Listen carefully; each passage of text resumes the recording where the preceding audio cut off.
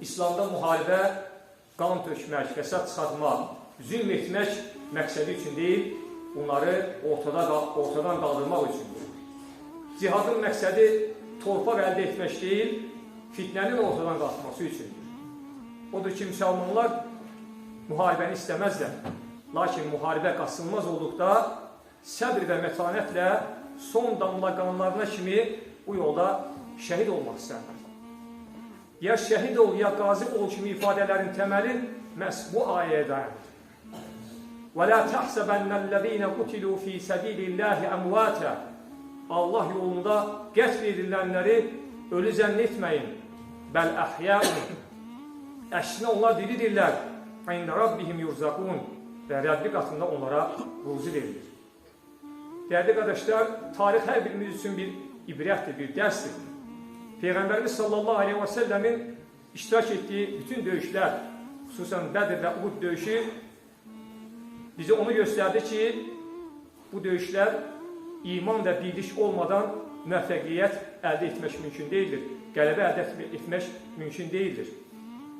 Məhz Bədir döyüşü imanın, Uhud döyüşü isə səbrin sınağı idi. Allah Teala qullarını bəzən müharibə olmaqla sınağa çəkir. Və heç bir halda İslamda müharibə şəxsi ambisiyalar üçün olmamışdır. Ədalətin və haqqın bərqərar olması üçün olmuşdur. Və bu ilahi prinsip Azərbaycan xalqının zəfərində də öz təcəssümünü tapır.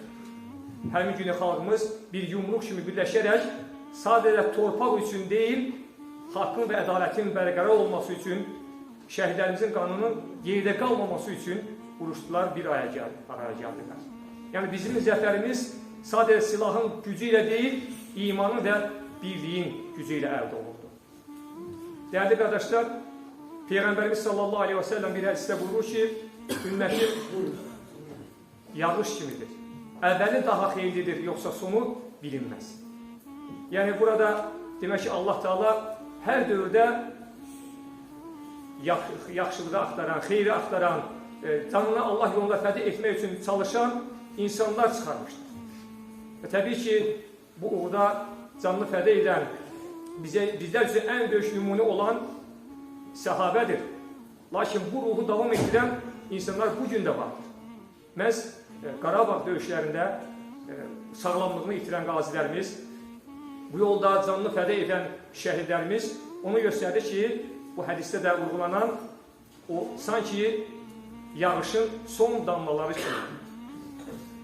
Dəyərli qardaşlar, bu fədakar oğullardan biri də Əli adlı qazi qardaşımızdır. Onun döyüş yolu hər birimiz üçün böyük bir dərsdir, böyük bir ibrətdir.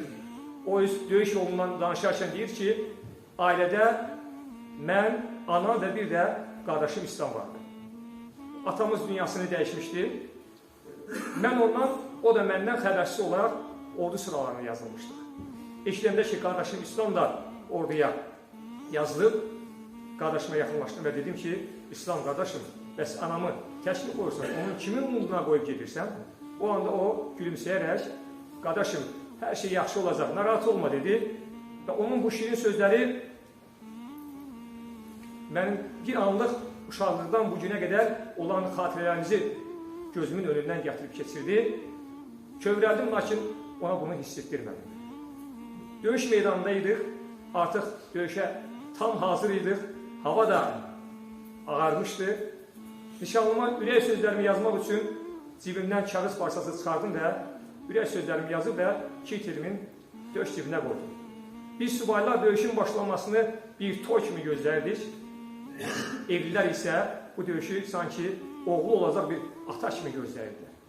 Çünki yaxşı bilirdik ki, şəhidin qanı yerə düşməmiş, Allah onun günahlarını bağışlayır.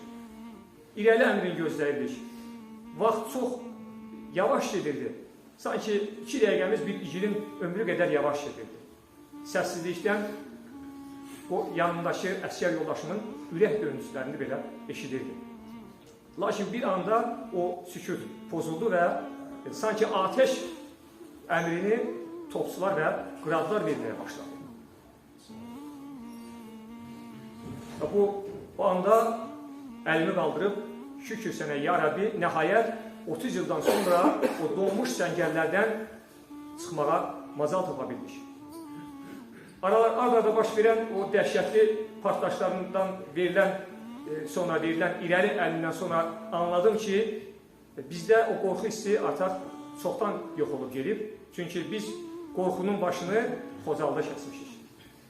Biz ancaq o mərmilərin dalğasıyla irəli gedirdik, o minaların arasıyla irəli gedirdik və məqsədimiz sadəcə intiqam alıb şəhidin zirvəsinə yüksəlmək idi. O torpaqda ki, o intiqam məqsədi ki, o torpaqlarda bizim ana bacılarımız təhqir olunubdur, uşaqlarımız qətlə yetirilib, qocalarımız işgəncə görülür. Həmin qazi qardaşımız deyir ki, mən Allahu Əkbər deyərək bütün olan bitənlərə diqqət etmədən yalnız irəli gedirdim. Və Peyğəmbərimiz sallallahu aleyhi və səlləmin Uhud döyüşündə əshabının onun başına necə bir fərvanə kimi dolandığını, ox yağışlarına qarşı necə sinələrinə verdiklərini, az olmalarına baxmayaraq düşmənin üzərində necə cəsarətlə yürüdüklərini yadıma salırdım və bu yaddaş da mənə güc və qüvvət verirdi. Şahmat taxtası şəklində düzülən o minaların arasıyla ehtiyatla gedirdik. Lakin döyüş yoldaşım Ömərin o minaya düşərəkən partlaması və havaya qalxan cəsədi üzümə çırpılanda, qanla yoğrulmuş palçıq üzümə çırpılanda anladım müharibənin əsl simasını. Tankımız vurulanda və əsgərlərimiz yanaraq tankdan çıxanda, yardım yandı deyəndə və bizim də o yardıma əlimiz yetməyəndə anladım müharibənin əsl simasını. Bütün bu dəhşətli anlara baxmayaraq biz düşmənin postunu ələ keçirdik və düşmən əlbəttə ki, çox müasir silahlarla təchiz olunmuşdur. Hər şeylər var idi. Yemək içməyə, konservləri, yeşiklərlə konfetləri, lakin bir şeyləri yox idi. Məqsəd və məramları yox idi. Özgəsinin torpağında məqsəd və məram necə ola bilər? Lakin bizim bəlkə də çörəyimiz az idi, bizim imanımız və məqsədimiz vardı, vətən sevgisi vardı. Bu sevgi bizi daim irəli aparır. Və biz bilirdik ki, neçə az dəstə Allahın izni ilə döyüş dəstələrə qalib gəlmişdir. Allah səbr edənlər də bərabərdir.